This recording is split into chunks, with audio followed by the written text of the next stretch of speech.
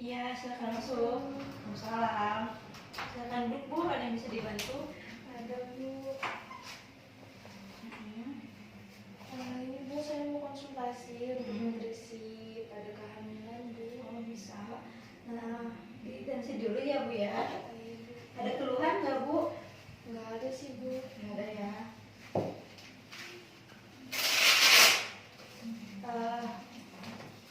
Punya riwayat darah tinggi nggak Bu? Nggak ada Bu. Ya. Kalau aja. Jantung, diabetes juga nggak ada ya? Nggak ada. Maaf ya.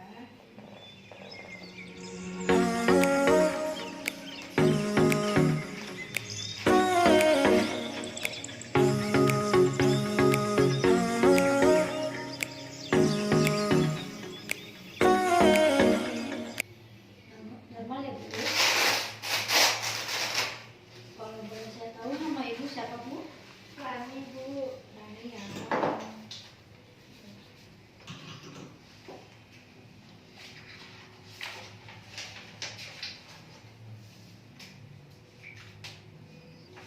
Rani ya, umurnya Umurnya 26 tahun. 26 tahun ya.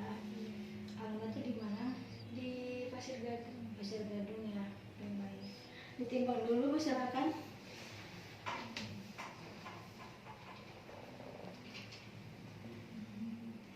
Di mana ya? Ibu, saya boleh tahu? Boleh minjem kayaknya? Iya. Kayaknya.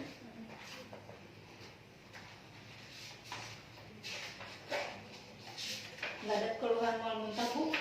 Nggak ada Bu. Nggak ada ya. Oh, katanya tanggal 13 Agustus ya Bu ya? Iya.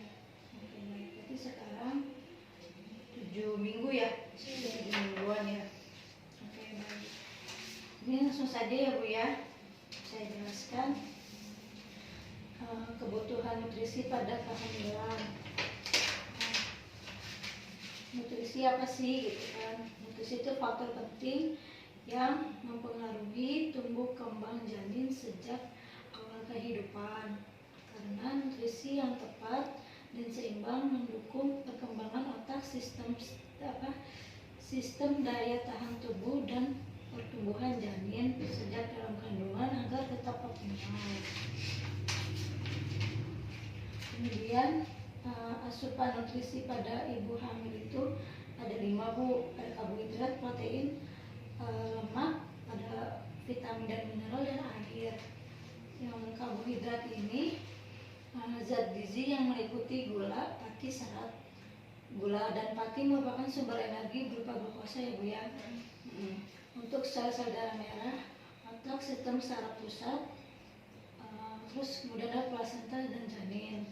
Pemenuhan kebutuhan energi yang berasal dari karbohidrat berasal dari karbohidrat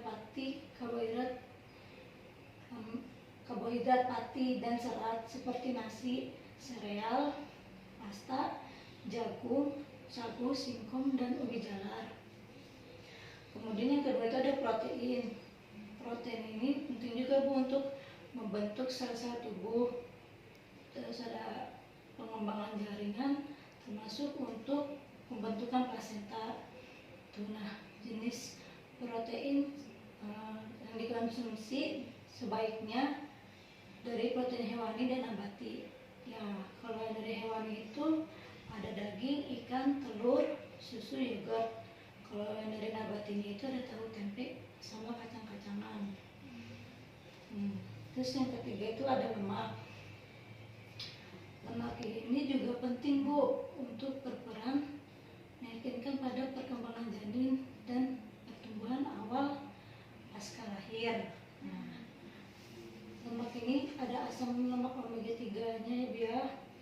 Ini juga penting untuk gizi dalam kehidupan, perkembangan dan fungsi saraf jenis selama kehamilan. Nah, contoh makanannya itu ada kedelai, ya, jagung, bunga matahari, bahkan koci. Nah, itu. Terus kemudian kalau di ikan itu ada ikan laut kayak tuna, salmon. Kalau di sayurannya itu sendiri ada bayam, brokoli, labu kuning, ya, labu kuning. Kemudian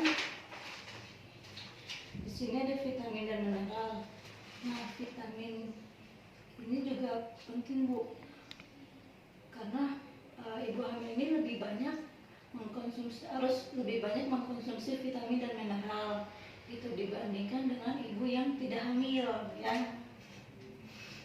Kemudian itu lebih banyak ini kalau misalnya buat ibu hamil. Contohnya vitamin A itu untuk meningkatkan pertumbuhan dan kesehatan sel serta jaringan janin. Terus yang kemudian vitamin B. Vitamin B ini untuk membantu metabolisme energi. Sedangkan untuk vitamin B6 untuk membentuk protein, membentuk sel-sel baru. Terus ada vitamin C juga untuk membantu penyerapan zat besi yang berasal dari bahan makanan nabati. Vitamin D-nya untuk membantu penyerapan kalsium.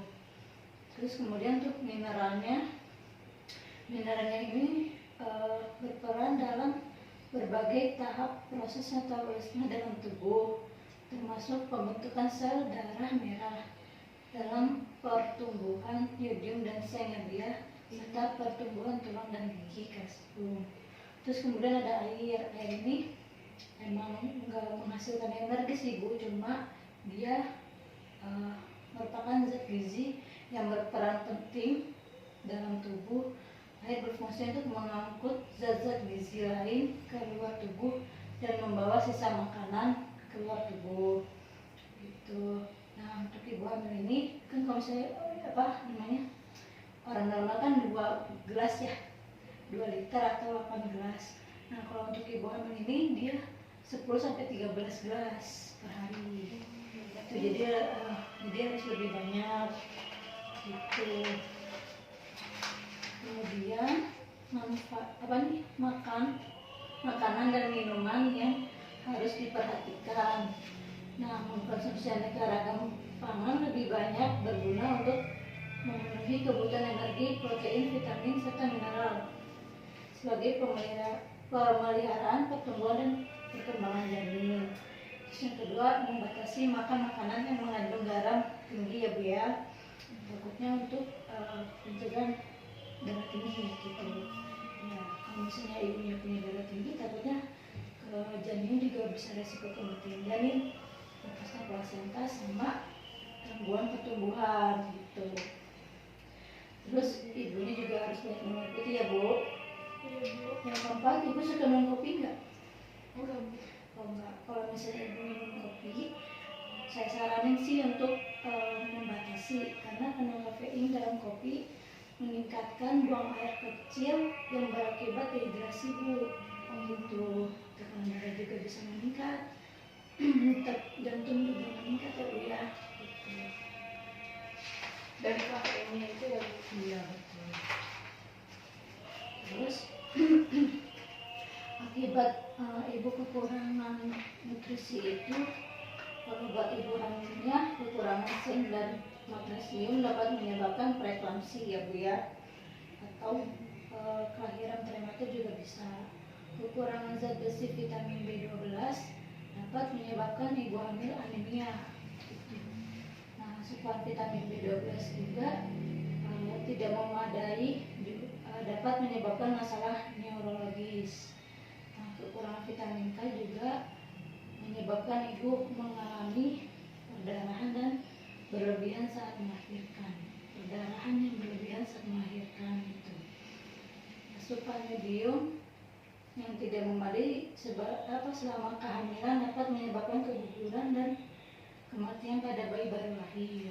Kalau untuk bayinya sendiri, bayi yang baru lahir bisa meninggal, bisa kelahiran prematur. Terus berat bayi lahir rendah, sama cacat lahir dan kerusakan otak. Kemudian di sini ada vitamin yang perlu diminum ya Bu. Pertama itu ada vitamin penambah darah. Nah, penambah darah ini memperbanyak persediaan darah di dalam tubuh, meningkatkan produksi hemoglobin, memberikan manfaat lain selama kehamilan. Nah, sebaiknya dikonsumsi itu sekali aja ya Bu ya, malam. Kalau misalnya pagi boleh, tapi itu kan banyak yang mual ya kalau misalnya pagi, jadi lebih ke malam gitu diminumnya. kalsium bermanfaat untuk menjaga fungsi saraf dan otot, menurunkan risiko ibu mengalami tekanan darah tinggi, menurunkan risiko preeklamsi ya Bu. Coba, masih ada kan ya di rumah? Masih ada ya. Terus ada vitamin C Bu. Kalau vitamin C itu membantu penyerapan zat besi, menurunkan risiko tekanan diabetes, mengurangi risiko tekanan preeklamsi, mendukung pertumbuhan janin. Terus di sini ada pola istirahat. Ibu suka tidur siang nggak? Jarang Bu. Jarang ya, padahal bagus buat ibu hamil gitu. Karena tidur siang menguntungkan dan baik untuk kesehatan. Tidur siang dilakukan kurang lebih selama 2 jam. Gitu. Dilakukan lebih sering pada sebelum hamil. Tidur siang dilakukan untuk mengistirahatkan tubuh dan fisik serta pikiran ibu hamil. Tidur siang dilakukan setelah jam makan, tetapi tidak langsung tidur. Biar ibunya normal. Terus kalau tidur malamnya, ibu hamil lebih banyak tidur pada malam hari selama kurang lebih 8 jam. Ibu hamil sebaiknya tidur lebih awal dan jangan tidur terlalu malam.